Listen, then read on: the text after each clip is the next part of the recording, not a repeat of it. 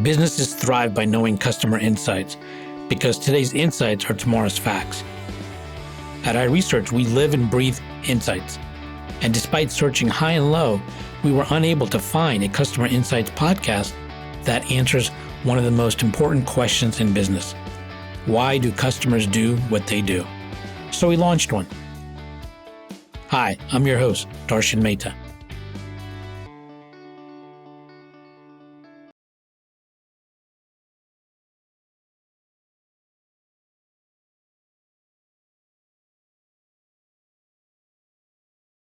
How much do you think that when you do this, you can actually enhance or improve intuition?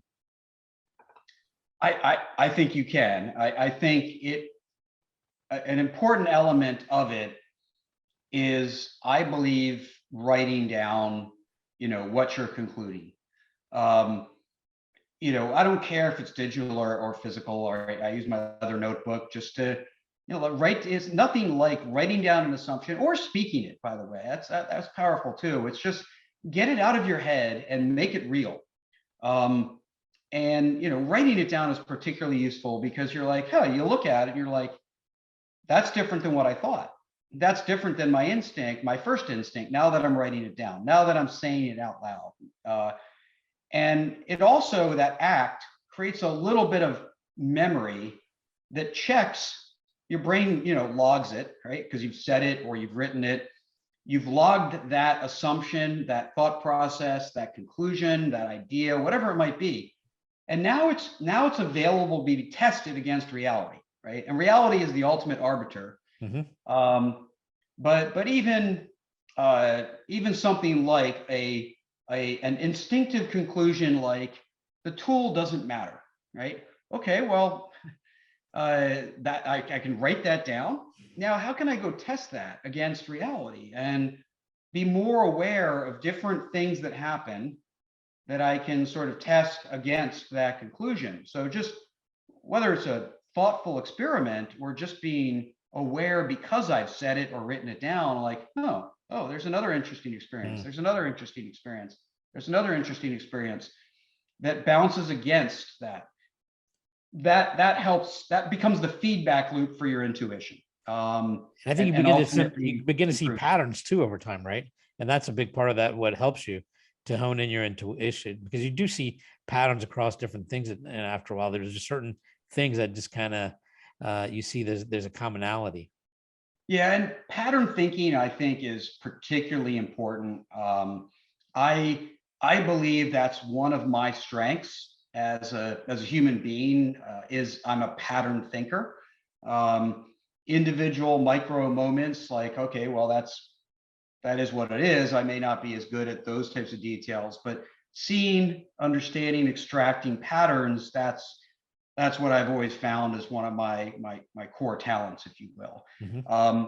And that's harder to teach, but that's, in a lot of ways, that's what intuition is mm-hmm. doing, mm-hmm. is seeing the patterns and extrapolating them, seeing under what conditions they, with a little life experience stress testing, how do they hold up against life. And that's one of my, I'll say another one of my backgrounds is just how many different companies I've worked with gives me lots and lots of data and experiences to extract those patterns from and to stress test them against. And so that's certainly helped me from that standpoint. It's also why, if you want to be a better golfer, you go to the practice range, not another round of golf, because it's how you get more iterations to develop. Oh, I'm coming out of, I'm not a golfer, so I'll sound stupid talking about a golf analogy, but I'm coming out of my backswing too aggressively. And that's causing me to slice or hook or whatever that's supposed to do. Well, you can have lots more feedback loops for doing that on the practice range than on the golf course. But you're still stress testing your intuition against reality, which is, again, the arbiter of truth.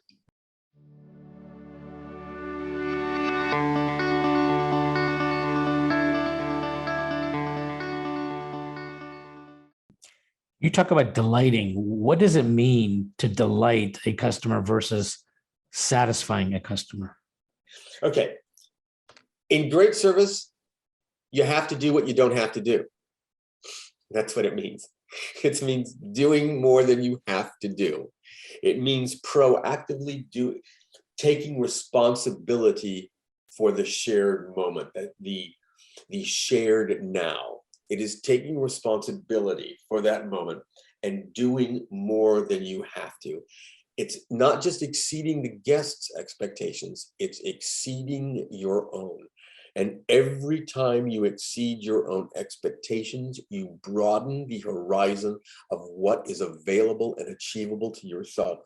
And this is the thing that may sound selfish, but what I like to drive home, it is impossible to delight a guest and not get stronger. I really want people to understand that whether we can see it in our vision at that moment or not, every time we exceed anyone's expectations, we broaden the horizon of what we're willing and able to be. Bam. And it is simultaneous. It is simultaneous. It is whether you can see it or not.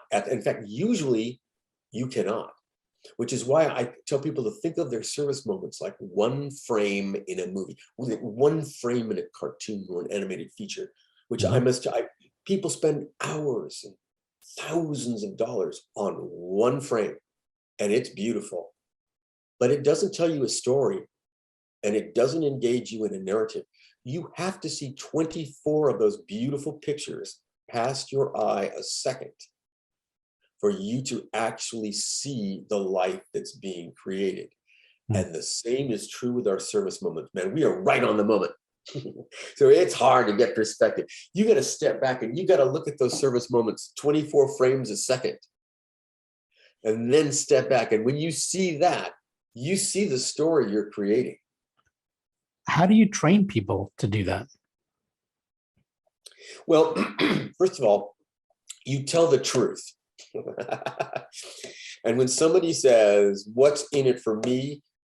This is what I tell smaller companies that I've had the pleasure of doing work for and doing some consulting work for. When somebody asks the question, what's in it for me? Be prepared to answer it. That's one of the things, to step up to the challenge of saying, this is what's in it for you. We can articulate what's in it for our guests, clients, and patients. That's going to be easy. But to articulate what is at stake for them at each and every moment. And the first day at the Walt Disney World Resort, you'd come in and you'd walk in the building. Okay, so I'm going to tell you something. So when people would make fun of the Disney University, which is where the training is held, sometimes they would call it a pixie dust factory, or they'd say, oh, you know what? That's the brainwashing facility. And the reason they would say that is because it is a little bit of a brainwashing facility in that every sense is appealed to. From the moment you walk up and you touch a doorknob, which is the doorknob that you recognize from Alice in Wonderland. From that moment, from the first touch, you walk in, and all around the building, you're going to see costumes, artifacts, old ride vehicles that start conjuring up memories. You start conjuring up your memory, your emotional connection, so that you can start to understand what is at stake for the guests because of what these things meant to you. So it is a shamelessly emotional affair. And we would tell the story of Walt. And, this is a great way to talk about how language and story ground every transaction to this day. Mm-hmm. One of the stories I would tell, and I used to train the instructors, the story that I insisted that we tell is a story about how Walt Disney is 65, he buys 45 square miles of Florida, and then promptly discovers he has a tumor the size of a walnut in one of his lungs. So he finds himself at the hospital, which is across the street from his studio in Burbank. Mm-hmm. They remove one lung. His brother, who always handled the money behind the scenes, Roy, goes to see his brother. in the hospital, post-operation. And Walt is lying in the bed and he's looking up at the ceiling, intently. And the ceiling was, it was these series of squares with holes. And Walt's looking up at these ceiling tiles and he motions his brother to come over. And hoarsely he says, okay, you have to listen to me. We need to do this differently than we did in California. And he's pointing to the ceiling. He goes, I want to put a lake in front of the Magic Kingdom that will act as an opening curtain. So everybody gets the same opening shot of our show. And look, and he's pointing to the ceiling and he's pointing to the ceiling and he's showing his brother that he has mapped out all 45 square miles of that Florida in these ceiling tiles. So Roy leaves the hospital and he calls Walt Disney's wife, Lillian. And he goes, you know what? This old buzzard ain't going to die. If for meanness alone, he's going to drag us all to this God-forsaken swamp in Florida to build this thing called Epcot. I don't get it, but he's going to be fine. And that night he died. Walt Disney died.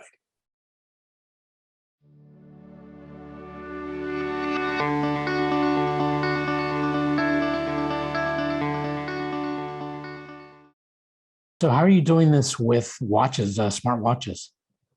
So, we started, I kind of mentioned when I was in grad school, we were actually looking at hormone levels and we were doing it with blood draws. And we actually we were one of the first labs that identified that when people have an experience that moves them to a point that is meaningful and significant, they actually release two chemicals in the brain. One is dopamine, and dopamine is that important element for attention. The second is oxytocin, and oxytocin is that hormone that actually keeps us focused on the scenario. It's that hormone that's released when we're getting value from the experience. When we identified this, we found actually that when somebody's having that meaningful moment, those two hormones release, but then also if people release those hormones, they're more likely to actually donate some of their hard-earned money toward an organization that produced that video. So this was our kind of seminal study, and we got a lot of press because we found these hormones and found basically that with the release of those, we can predict whether or not someone is likely to do something. Fast forward about 3 or 4 years, we got a little bit of attention from the US government who said, wow, you were able to find this kind of physiologic marker that indicates that people are likely to make some decision. We want to be able to do this at scale where if we drop a flyer on a battlefield, we want to be able to understand, are people actually going to put their weapons down? How do we know without needing to poke people with needles? Obviously, that's not something that's scalable. So we and other labs were challenged to find a way to understand that this hormone release was happening, but to do so again in a way that's scalable. And they said there are two criteria. Number one, we need to be able to do this at scale, but number two, we also need to make sure that you're vetted by third-party labs. So this is very academic. When academics do research, it's not enough to just say, hey, I found this thing. You also aim to have that evaluated by your peers, to be peer reviewed, to be published. So we went to work and we actually put about 12 years of research into this challenge. And it was kind of a backwards challenge because we knew that oxytocin release told us people are likely to engage in some future behavior. Then we had to actually find out what are other physiologic signals that are strong predictors that the brain has released this hormone, right? So we started testing every technology we could get our hands on. We looked at the EEGs, we looked at breath analysis, we looked at lasers to see if we could understand this release from lasers. And after 12 years of research, what we found is that the number one predictor of oxytocin release and of this future behavior, these future actions, which from a neuroeconomics lab, that's what we cared most about. The one predictor was actually variation in your cardiac rhythm. So it's about the way in which your heart rate changes over time. So that for us became the kind of pivotal moment where we said, hey, okay, we don't need to stick people with needles anymore. We can actually look at the way that the heart rate is changing subtly. And it actually turns out that's not super surprising because you actually have the largest concentration of oxytocin receptors in your vagus nerve, which innervates the heart. So when we were, working with the U.S. government, we were able to identify this. At the time, though, Darshan, we were doing hand calculations on extracting the meaningful information from the heart rate signals.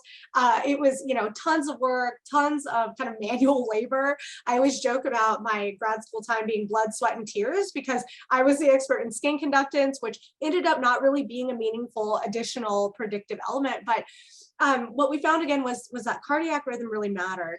And we found that at first we were measuring it with medical grade technology. And then with some research, we found we can actually use lightweight fitness sensors to track this just as accurately. And now fast forward to where we're at the beginning of the pandemic, we were using primarily fitness sensors. And we realized there's a big need for researchers to be able to continue doing research. They needed an agile solution where they could meet people at home, and people didn't want us sending sensors into their home. So we went to work and basically found that we could tap into smartwatches. We have algorithms specific for those. And now we can actually tap into devices that people already own. Again, a smartwatch like an Apple Watch or a Google Watch that consumers are already wearing, which is a benefit because that means when we're measuring their reactions, those second by second changes in their cardiac rhythm, we're doing so passively where they can actually naturally have the experience.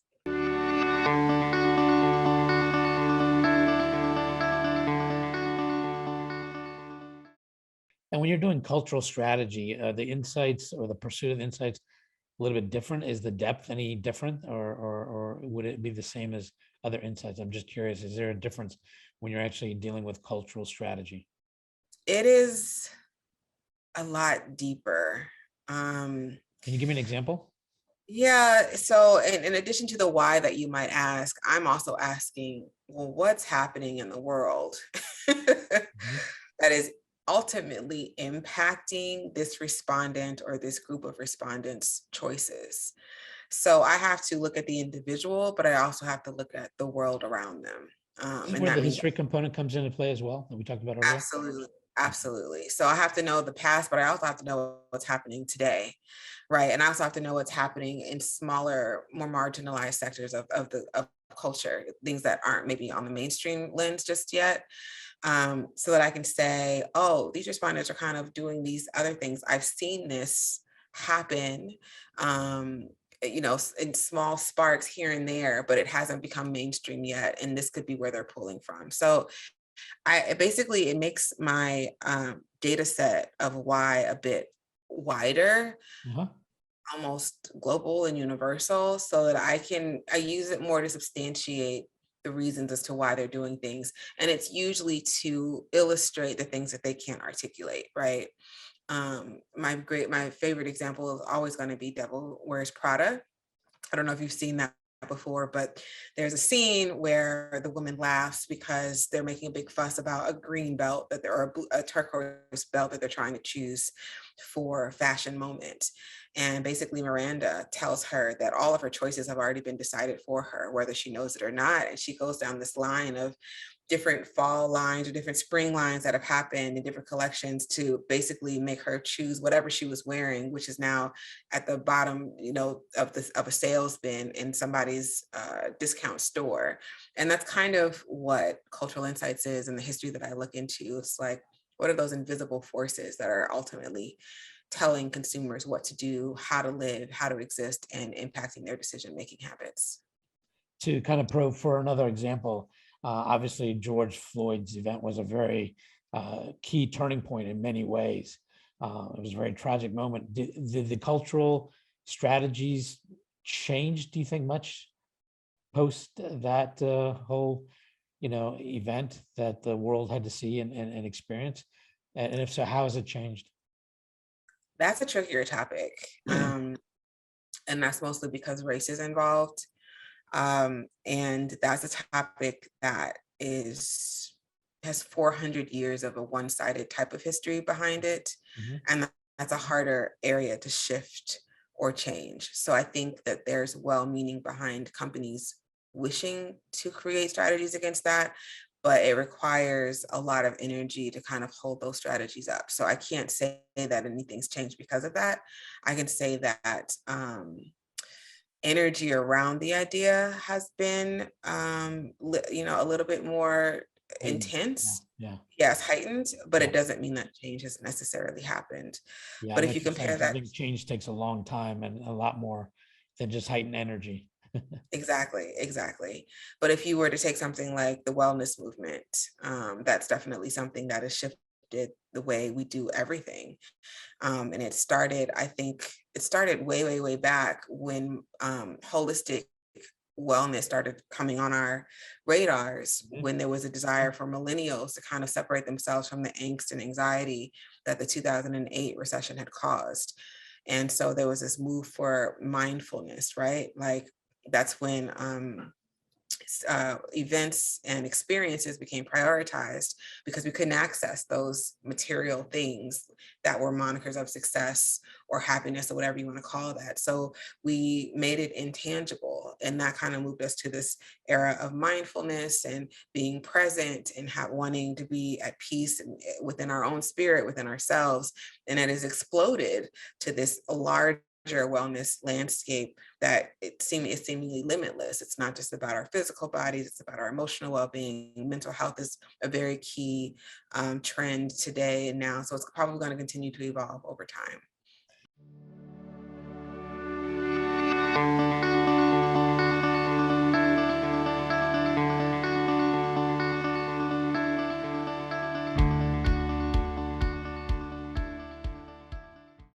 So when you get other people involved, what role do insights play in this? I mean, is that what you're seeking? Is you're looking for insights from various people to help shape the Yeah, decision and yeah, a balance? yeah, because if I'm in operations and I need a CRM to help me with my I guess my logistics, my inbound and outbound and processing, packing, I know my area of expertise, but there are things that I don't know that are in IT that are also in finance. You know, if this is going to cost us X amount, how does that mesh up with our long-term projections? I don't keep up with that. Or if, you know, the way the contract is stated, you know, you pay 50% up front and then 20% later and then 30% later. Well, finance down this track many a time say, no, this is not how we do this. Let's do it this way. It's been our experience that we could pay 20% first and then use the product and then pay as we go. So those are things that finance may know and have expertise in that I don't. And the same thing with IT. You know, this is great, but they've had a lot of breaches here recently. We read an article, and those are things I don't keep up with because it's not my realm. So they would help me in making a better decision as opposed to going with my gut. I could have chosen a company that was really great, but then in the end, they've had breaches the last two over the last 7 years, and it's causes us big problems should there be a breach. So yeah, you want to get everybody involved and not go with your gut. If everybody's guts put together, then you're going to make a better decision. I think what you're saying is basically have these conversations so you can get other perspectives and viewpoints. And also, it also kind of contributes to your empathy to understand what's really going on with the key stakeholders. Yes. And so then I think, you know, the more informed information you get and these insights from the various players, then that just makes sense. You're going to end up with better information that's going to give you a better decision, which will ultimately lead to a better outcome. I mean, that Yes. seems to make sense. It seems logical, but I think something we often lose track of, right? Because we have so many things going on and so much noise. But I think in its bare essence, what you're saying is have these conversations with key stakeholders. And along the way, you're going to end up making more informed, better decisions that are Right. going to help you in your business strategy. Yes. And what you said there was really on point. Better decisions, more informed decisions. You don't know if you're going to make the best decision, but through this process, you reduce the risk of making a bad decision. Because the only way you're going to know is you made a decision, then go back in time and then go with the other decision and fast forward, then go back in time. But with this process, you reduce the risk of making a bad decision. Mm-hmm. And I'm wondering, do you think the times that we live in now, you know, post-COVID, what kind of impact is that going to make on this, on your process as well as decision making, do you think, moving So forward? the thing with this process that I have, this framework, is it really forces you to do your homework. So there's a lot of information out there. There's misinformation. There's information that you can't get. There's information that is correct. But through this process, it forces you to go and do your research so that when you make a decision about you and your family, you have all the information that's available to make that best decision. You don't want to make a decision based on emotions. So this process that I'm talking about, it looks at and for your family, it might be best that you get the shot, for example. But for another family, it's like, no, this is not the best thing for us. So this framework looks at what's best for you, for your company, for your business. And post-COVID, had we had this process, I guess, I guess if countries would have used this process, they would have made a more informed decision, because instead of going through and say, yeah, we got to do A, B, and C, they would have looked at the totality and say, you know, if we do this, here's what's going to happen to these people. Here's what's going to happen to this part of the sector. So if they were to use this process, say, yeah, we took everything in consideration, this is still the best route, then that would be fine. But a lot of times we make decisions based on emotions, and it just ends up going down the wrong path.